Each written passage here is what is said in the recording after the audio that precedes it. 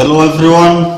Namwese I'm so much grateful to be with you on this time. ndejejwe no kuba ndi kumwe namwe muri aka kanya. We pray, then we begin. Reka dusenge hanyuma dukomeze. Our Father, we thank you for this moment. Data, turagushimira uyu mwanya. We are before you seeking your grace and mercy. Turi imbere yawe twifuza ubuntu bwawe n'impuhwe zawe. Because though we have a time to listen the word of God, please know that this word can penetrate in our hearts. Nubwo tugira umwanya wo kumva ijambo ryawe, ntabwo bivuze ko buri gihe ryinjira mu mitima yacu. So unless we receive your mercy, we can believe in the word of God. Turamutse tutakiriye impuhwe zawe, ntabwo twabasha kwizera ijambo ryawe. So you bless everyone who is going to listen. Ngaho umugisha buri wese ugiye gutega amatwi. In the name of Jesus we pray. Musenze mu izina rya Yesu. Amen. Amen. Today we read the book of Matthew chapter 1. Uyu munsi turasoma Matayo igice cya mbere. Matthew chapter 1 verse 1 through 6. Matayo igice cya mbere umurongo wa mbere dushyike kuwa gatandatu. If you are there, we can read Matthew chapter 1 verse 1 through 6. Nimba mwageze muri Matayo igice cya mbere, mureke dusome umurongo wa mbere tugeze kuwa gatandatu. The book of genealogy of Jesus Christ, the son of David, the son of Abraham. Amasekuruza ya Yesu Kristo mwene Dawidi mwene Aburahamu ngayo. Abraham begot Isaac, Isaac begot Jacob, and Jacob begot Judah and his brothers. Aburahamu yabyaye Isaka, Isaka yabyaye Yakobo, Yakobo yabyaye Yuda na bene se. Judah begot Perez and Zerah by Tamar. Perez begot Hezron, and Hezron begot Ram. Yuda yabyaye Peresi na Zera kuri Tamari. Peresi yabyaye Hesironi, Hesironi yabyaye Ramu. Ram begot Aminadab, Aminadab begot Nason, and Nason begot Salmon. Ramu yabyaye Aminadabu, Aminadabu yabyaye Nashon, Nashon yabyaye Salmon. Salmon begot Boaz by Rahab. Boaz begot Obed by Ruth. Obed begot Jesse. Salmon yabyaye Boazi kuri Rahabu, Boazi yabyaye Obed kuri Rusi, Obed yabyaye Yesayi. And Jesse begot David, the king David. The king begot Salmon by who had been the wife of Uriah. Yesayi yabyaye umwami Dawidi, Dawidi yabyaye Salomo kuri muka Uriya. Yes. When we judge based on our standard, we can mistarget the judgment of God. Igihe cyose duca urubanza uko tubyumva duhusha intego y'Imana.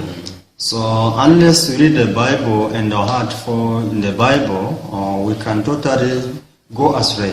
Igihe tudasomye biranga imitima yacu twarwe na Bibiliya gusa, byanze bikunze turayoba. One day I was thinking about this genealogy of Jesus. Umunsi umwe natekereje ko aya masekuruza ya Yesu Kristo. So in this genealogy, I saw people who are not worthy, but they are included in this genealogy of Jesus. Muri aya masekuruza nabonyemo abantu mu by'ukuri batari bakwiriye, ariko ni hahandi bari mu gisekuruza cya I Yesu. couldn't understand how Rahab can be in the genealogy of Jesus. Sinabasha kwiyumvisha uburyo Rahabu yabaye umwe wo mu gisekuruza cya Yesu. I couldn't understand how Ruth could be in the genealogy of Jesus. Sinashoboraga no kumva uburyo Rusi yabaye umwe mu gisekuruza cya Yesu. How about Tamar? Naho se Tamari. So actually Tamar is included in genealogy of Jesus, but when describe our life, we may think as human being that she is not worthy. Iyo urebye Tamari ari mu gisekuruza cya Yesu ukareba n'ubuzima bwe, utekereza ko bitari bikwiriye kwabamo. When we speak Tamar, we can hear the family of Judah. Iyo tuvuze Tamari tuhita twumva umuryango wa Yuda. Because Judah begot 3 sons. Yuda yibarutse abahungu batatu. The firstborn was Eri. Imfura yari Eri. The secondborn was Onan. Ubuheta yari Onani. The third one was Shelah. Hanyuma Shela yari Shela. So this Eri was able to marry Tamar. Eli niwe warongoye Tamari, But Bible says that Eli was so evil in the eyes of God. ariko birivuga ko Eli yari mubi mu maso y'Imana. So because of this, God killed him.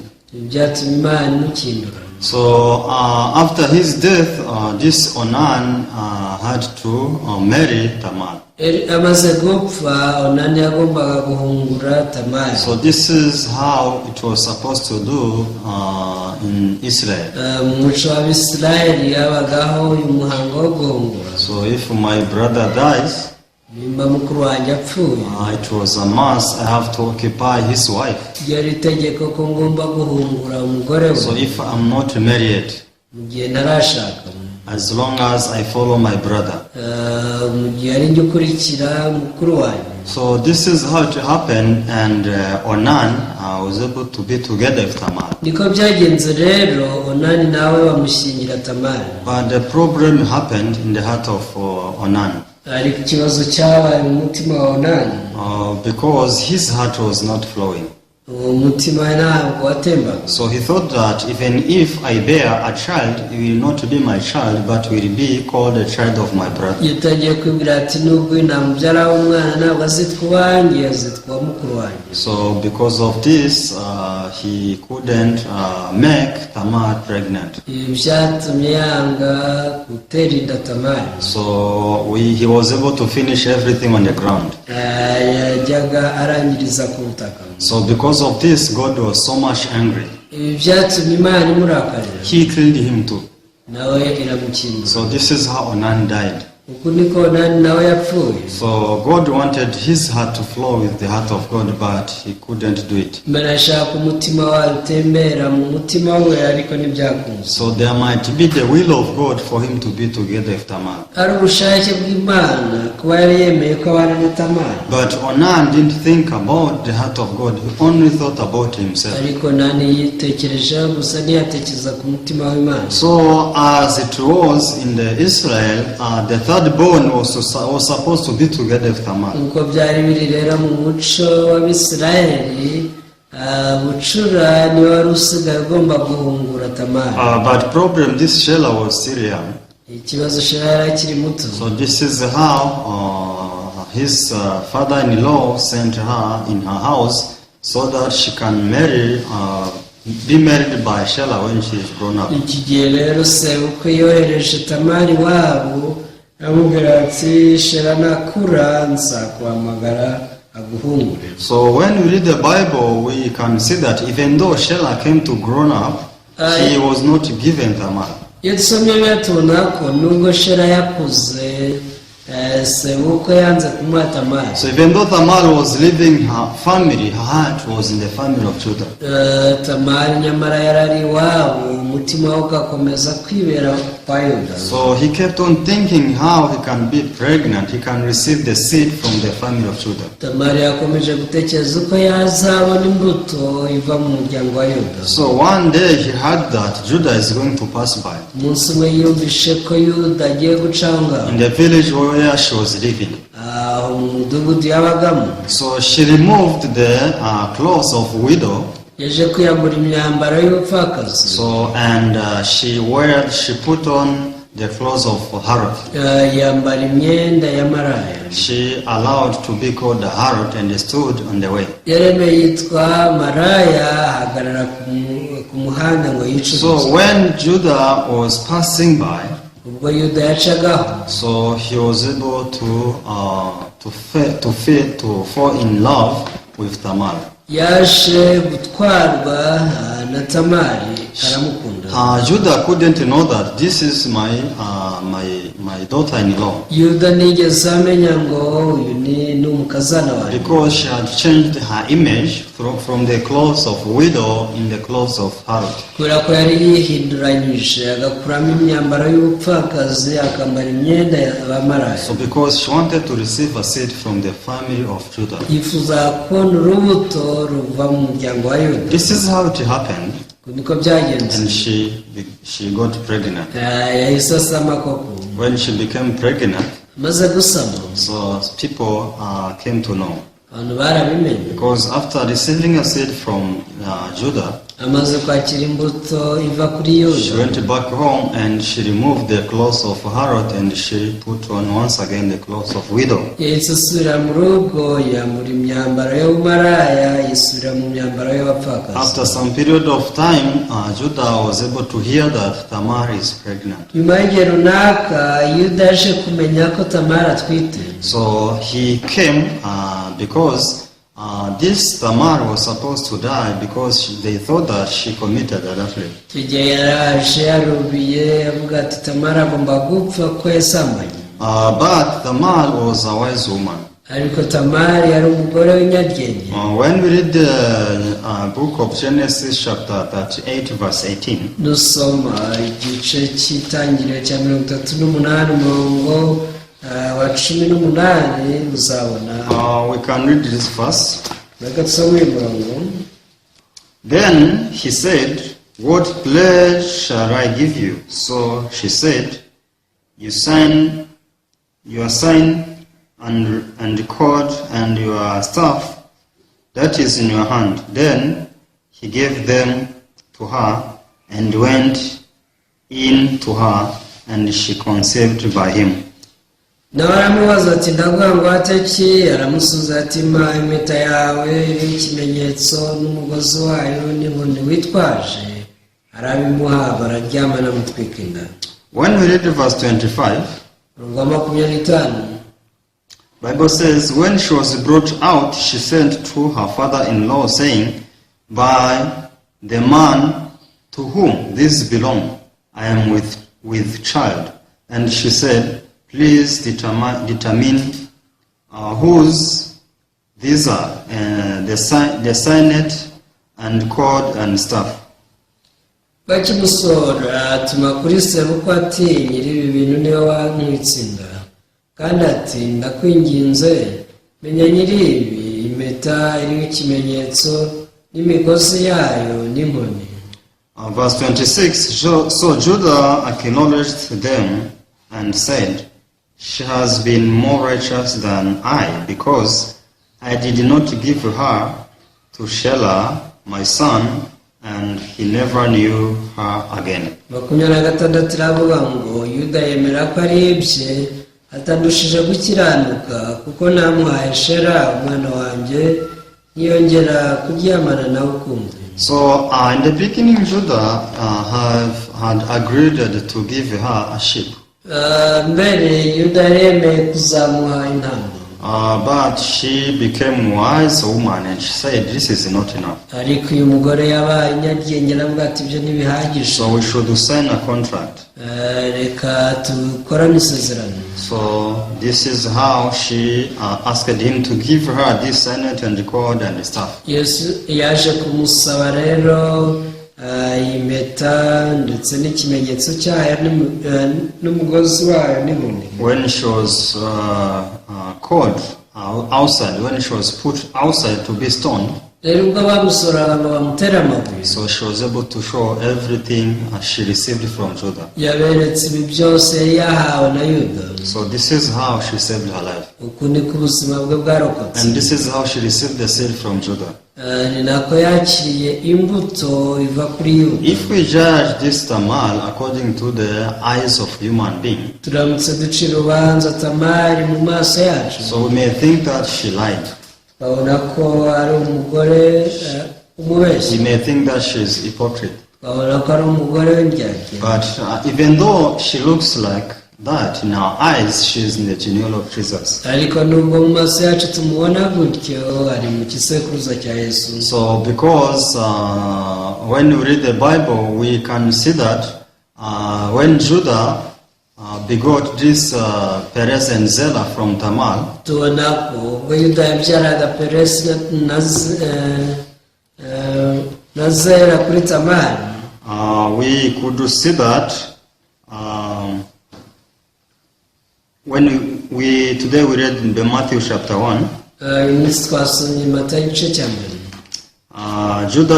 verse 3 said, Judah begot Perez and Zerah by Tamar. Perez begot Hezron, and Hezron begot Ram. umurongo wa gatatu yuda yabyaye peresi na Zera kuri Tamari, Peresi yabyaye Esironi, Esironi yabyaye Ramu. So we can see that together if Judah, Tamar is included in this genealogy. Tubona ko Tamari na Yuda bombi binjiye muri iki gisekuruza cya Yesu. So it means without Tamar we cannot see Jesus born in this family of Judah. Bivuze ko iyo hatabaho Tamari na Yesu ntiyari kuvukira muri iki gisekuruza. So anyway, we can see that the way God may judge Tamar and the way you can judge her is totally different. Uko biri kose tubona ko uko Imana icira urubanza Tamari nuko twamucira urubanza bihabanye. How is Rahab? Rahabu se ni Rahab was a harlot in the city of Jericho. Rahabu yari indaya yigurishirizaga mu murwa wa Yeriko. So even though she was a harlot, she is also in this genealogy of Jesus. Nyamara nubwo yari indaya nawe ari muri iki gisekuruza cya Yesu. Because everyone was destroyed in the city of Jericho. Abantu bose Yeriko bararimutse. But we can see that when we read the Bible, the book of Joshua chapter 2, we can see that everybody who was in the house of Rahab was able to be saved. Ariko Yesu igice cya kabiri yatwereka ko umuntu wese winjiye mu nzu ya Rahabu ari warokotse. So when Rahab was saved, she was able to marry with Solomon. Ubwo Rahabu yakizwaga yaje gushaka Salomoni. That is why in this book of Matthew chapter 1, Bible says, Niyo mpamvu Matayo igice cya mbere verse 5 says, Solomon begot Boaz by Rahab, Boaz begot Obed by Ruth, Obed begot Jesse. Murongo wa gatanu uravuga ngo Salomoni yabyaye Bowazi kuri Rahabu, Bowazi yabyaye Obedi kuri Rusi, Obedi yabyaye Yesayi. So yes, now we can see Solomon and Rahab as couple. Ubu turabona Salomoni na Rahabu bahindutse abashakanye. So when I was reading this genealogy of Jesus, Ubwo nasomaga iki gisekuruza cya Yesu, I was so much shaped in my heart. naranezerewe mu mutima wanjye. Because I could see that really the way God judges us is totally different from we may think. Naje kwibonera ko uburyo Imana iducira urubanza bihabanye cyane n'uko twicira urubanza. How this harlot can partake this birth of Jesus? Ese ni gute indaya nk'izi zihinduka ababyeyi ba Yesu? How can this Moabite Ruth can be in this genealogy of Jesus? Ni gute se Umumowabukazi nka Rusi nawe yinjira mu gisekuruza cya Yesu? This cursed woman from the land of curse. Umugore wavaga mu gihugu cy'ibivume. Really we cannot understand using our thoughts. Mu kuri ibitekerezo byacu ntabwo byatwemerera kumva ibi bintu. Unless we put down our thoughts and receive the judgment of God, we cannot understand this. Turamutse tudashyize hasi ibitekerezo byacu ngo twakire urubanza rw'Imana ntitwabyumva. I could see that even though I may be a sinner, I cannot be a sinner more than like this woman. Naje gutekereza ko nubwo naba ndi umunyabyaha ntabwo naba ndi umuntu wakoze ibyaha kuruta aba bagore. How can I be a cursed man more than Ruth Moabite? Ese naba ikivume gute kiruta Rusi Umumowabukazi? How can I be a harlot more than Rahab in the city of Jericho? Ese naba umunyacyaha bingana iki kuruta Rahabu wari maraya wicururizaga mu murwa wa Yeriko? Rahab was known by everyone in the city of Jericho. Yari ikimenya bose mu mujyi wose wa Yeriko. So I could realize that God is showing me His heart, His compassion heart towards me. Naje kwibona ko Imana iri kunyereka umutima wayo w'impuhwe.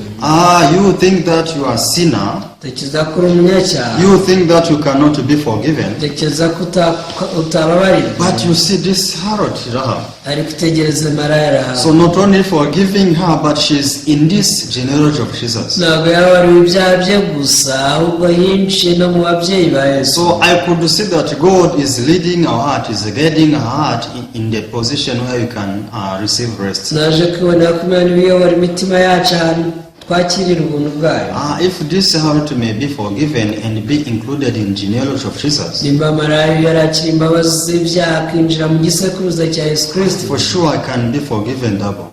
nukuri nanjye nshobora kubabarirwa Even me, I was forgiven. This is what God wants us to sense. nanjye Imana yarambabariye. Iki ni cyo Imana yashakaga ko numva. Or if the curse of Ruth was removed, also my curse was removed too. nimba umuvumo wa Rusi warakuweho n'umuvumo wanjye wakuweho. Why do I judge myself as a cursed person? ese kuki nibwira ko ndi umuntu wavumwe? Why do I think that I cannot stand before God boldly? kuki nibwira ko ntahagarara imbere y'Imana nshize ubwoba? Through this book of Matthew chapter 1, God wants us to remove this fear. Matayo igice cya mbere Imana yashatse kunkuramo ubwoba bwose.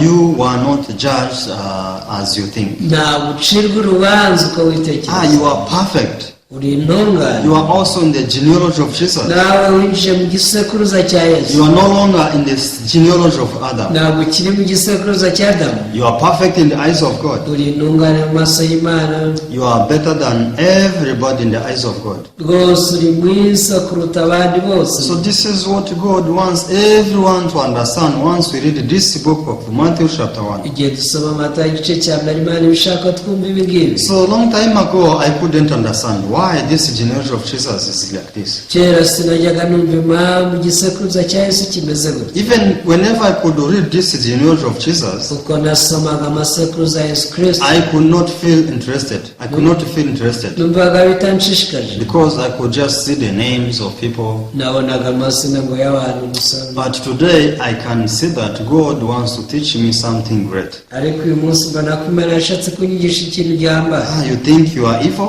utekereza kuri mubi. You are forgiven. narakubabariye. Even this Rahab was forgiven. Rahabu yarababariwe. You see, she's in this genealogy of Jesus. dore ari no mu gisekuruza cya Yesu. If there is no Rahab in this genealogy, Jesus cannot be born. yewe Rahabu yatinjira mu iki gisekuruza na Yesu ntiyabashaga kukinjiramo. You see that the way God judges you is different from the way you think. dore rero ko wicira urubanza gutandukanye n'uko Imana igucira urubanza. You have peace. ugira amahoro. You have holiness, you have righteousness. ufite gukiranuka no kwera.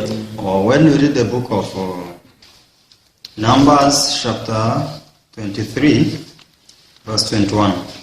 kubara igice cya 23 umurongo wa 21. Bible says, He has not observed iniquity in Jacob, nor has he seen wickedness in Israel. The Lord his God is with him, and the shout of the king is among them. kubara ibice 23 umurongo wa 21 uravuga ngo nibonye gukiranirwa k'ubwoko bwa Yakobo ubwo njye nibonye ku Bisirayeli Uwiteka Imana iri kumwe nabo ni umwami wabo bayivugiriza impundu. So this is how God is judging Israel. niko Imana icira urubanza Abisirayeli. There is no iniquity on Israel. nta gukiranirwa kuri muri ubu bwoko. He seen wickedness in Israel. nta n'ubugoryi ibonye muri bo. The Lord is the God with him, Imana iri kumwe nabo, and the shout of the king is among them. ni Imana bavugiriza impundu. So who is being told this? Do you think this has something to do with you? ese mutekereza ko ibi namwe bifitanye isano namwe? I may think that this has nothing to do with me. ushaka kuvuga ibyo nta hantu duhuriye nabyo. Me, I'm unique. njye ndihariye. So, but you are the one God is telling like this. ariko ni wowe Imana iri kubwira gutya. I'm the one God is speaking like this. ni njye Imana iri kubwira. I have no iniquity in Israel. nta gukiranirwa mfite mu maso y'Imana. Let me say that I think I have iniquity in the eyes of God. njye ntekereza ko mfite gukiranirwa. But if God says that you have no iniquity in my eyes, ariko niba Imana ivuze ngo nta gukiranirwa mbona mu maso yanjye, so what shall I do? ngo nzakora iki? I have to receive the judgment of God as it is. ngomba kwakirwa rubanza Imana ica uko ruri. But people, they want to hold what they see and what they think. ariko abantu bashaka gucigatira ibyo babona n'ibyo batekereza. So being righteous is moving our heart. ubu umukiranutsi ni ukwimura umutima wacu. But if we keep stay in one position, ariko turamutse tugumye ahantu hamwe, we will keep seeing the same things. tuzakomeza tubona ibintu bimwe. So if you are seeing the left side, nureba ibumoso, if you turn your eyes in the right side, you will see the different things. igihe uhindukije amaso ukareba iburyo uzahabona ibitandukanye. So depend on where your heart is placed. Rero bitewe n'ahantu umutima wawe uhagaze, So you will judge yourself to be righteous or to be a sinner. uzicira urubanza uvuga uti njye ndi umunyabyaha cyangwa se uti ndi umukiranutsi. But God wants us to place our heart in His judgment. Ariko Imana ishaka ko dushyira imitima yacu mu rubanza rwayo. Because whenever we can see there is two judgments. Igihe cyose twitegereje tubona hari guca imanza. The judgment we make and judgment God makes. Hari urubanza duca n'urw'Imana yaciye. So it's very simple. Biroroshye rero. Place your heart in the judgment of God. Imurira umutima wawe urubanza rwaciwe n'Imana. It doesn't mean that your judgment is not there. Ntabwo bivuze ko urubanza rwawe rudahari. The judgment of people is still there. Abantu rwose bafite uko bicira urubanza. But if we place our hearts in the judgment of God, ariko nitwimurira imitima yacu mu rubanza Imana yaciye, the judgment of man will be useless. icyo gihe urubanza abantu baciye ruzahinduka impfabusa. Because the judgment of God is greater than judgment of man. kubera ko urubanza Imana yaciye ruruta urw'abantu bicira. This is how God wants everybody to live happily in this uko world. niko Imana ishaka abantu bose baba banezerewe mu isi. So when we judge ourselves to be a sinner, igihe twiciriye urubanza ko turi abanyabyaha, so we think that is being humble before God. tuba dutekereza ko twaciye bugufi imbere y'Imana. But when we think deeply about this, we can see that we are despising God so much. ariko utekereje mu buryo bw'imbitsi ubona ko usuzugura Imana cyane. Because you are telling God that, God, you don't know how to see. ubwira Imana uti Imana we ntabyo uzi. You are blind. You see my sins? nta n'amaso ufite koko ngo urebe ibyaha How mfite. can you say that there is no iniquity upon me? ni gute wambwira ko nta gukiranirwa mfite? How can you say that I have no wickedness? I'm not a wicked ni man. gute wambwira ko nari umunyabyaha? Me, I see those kind of things. njye ibyo byose mbyibonaho. Don't you see those things? ese ubwo ni gute utabibona? So you are telling God like this. uko ni kubwira God, Imana you are foolish. You don't know how to see well. uti Mana uri injiji rwose ntabwo uzi kureba. I have sins. mfite ibyaha, I have a lot of sins. mfite gukiranirwa. But God is telling you, I don't see your iniquity. I don't see your wickedness. ariko Imana ikakubwira iti ntabwo mbonye rwose gukiranirwa kwawe nta cyaha nkubonaho. So this is the fight between man and God. iyo ni intambara iba hagati y'umuntu n'Imana. But people who will keep insisting on their judgment, ariko abantu bagundira urubanza rwabo, they are those who will perish. bene aba nibo bazarimbuka. But people, they think that they will perish because they commit many sins. nyuma abantu batekereza ko bazarimburwa nuko bakoze ibyaha byinshi. No, it is not like that. ibyo si People ukuri. will perish because they are allowed to follow their own judgment. ujya abantu bazarimbuka kuko biyemeje gukurikira guca imanza kwabo, Because they despise the judgment of God. basuzuguye urubanza Imana ica. Since they despise God, kubera ko basuzuguye Imana, God also will despise them. Imana nayo izabasuzugura. You think for me to send my son Jesus Christ is a fool idea. mwebwe mwatekereje kohereza umwana wa Yesu Kristo cyari igitekerezo cy'ubuswa. I thought about it deeply.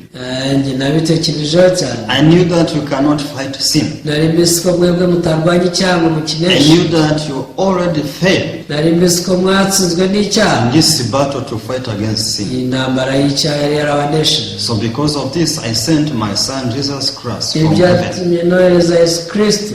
So he gave you this eternal life. niwe wabahesheje ubugingo buhoraho. So he gave you this eternal fellowship with me. niwe wabahesheje kungwa nanjye by'iteka byose. But in your heart you didn't believe, you refused, you rejected. ariko umutima yanyu yarabyanze, mwanze kubyizera. You had many gospel preachers, but you couldn't believe the works of Jesus. ababwiriza benshi babubwirisha ubutumwa bwiza ariko mwanga kubyizera. So this is the reason why on the last day you have to be thrown in the hellfire. iyi niyo mpamvu ku munsi wa nyuma muzajugunywa mu On rutare. the day of judgment, God will tell you that there is nothing else I can do. umunsi w'urubanza rwa nyuma Imana izababwira ngo nta kindi nabakorera. Because what I did for you was perfect in my eyes. kubera ko ibyo nabakoreye byari bitunganye mu maso yanjye. But since you throw throw it away, ariko kuko mwabijugunye now you are going to be judged according to your eyes, according to your heart. namwe mugiye gucirwa urubanza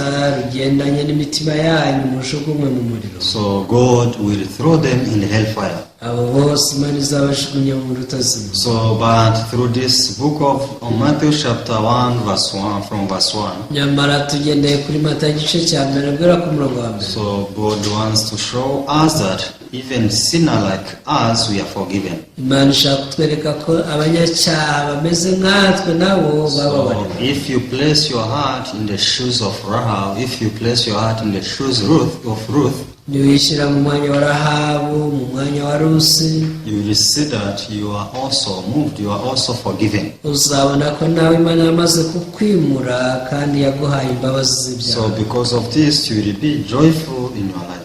ubu icyo gihe uzanezerwa mu buzima, You will feel the love of God. uzumva rwose urukundo rw'Imana icyo ari How cyo. the love of God is mixed uzabona uburyo urukundo rw'Imana rutangaje is beyond our understanding. rurenze imyumvire yacu. So I hope we can place our heart in the judgment of God. niringiye ko imitima yacu twayishyira mu rubanza rw'Imana. So we are people to be rejoiced only.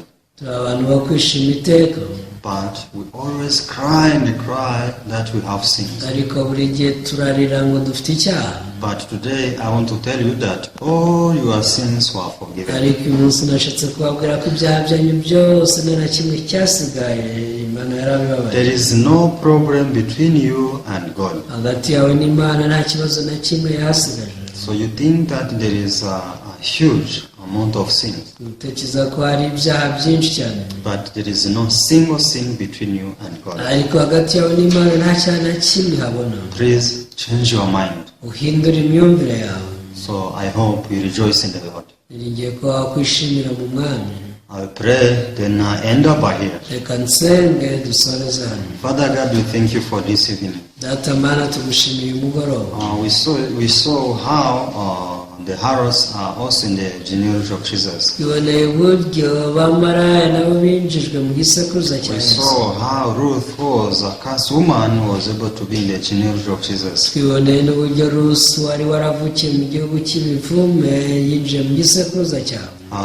But Father, we don't see as something which has nothing to do with us, ariko data kenshi tubibona nk'ibidafitanye isano natwe. but you wrote this so that we can learn that even sinner like us, we can be forgiven. gusa wabyandikishije kugira ngo tumenye ko n'abanyabyaha bameze gutya nkatwe nabo babashije kwakira imbabazi z'ibyaha. So allow us to place place our heart in this story, natwe twemerere kwishyira muri iyi nkuru, so that we can see as people who have no sin in your eyes. kugira ngo twitahure ko nta cyaha dufite mu maso yawe. We were moved from the genealogy of Adam in this genealogy of Jesus. twarimuwe dukurwa mu gisekuruza cya Adamu dushyirwa muri iki cya Yesu Kristo. So we thank you for the great works you did in our life. turagushimira rero wo muri muhambaye wakoreye ubuzima bwacu. We pray believing the name of Jesus. dusenze byose mu izina rya Yesu, Amen. amen. Thank you so much. ndabashimiye cyane, See you next time. naho gutaha.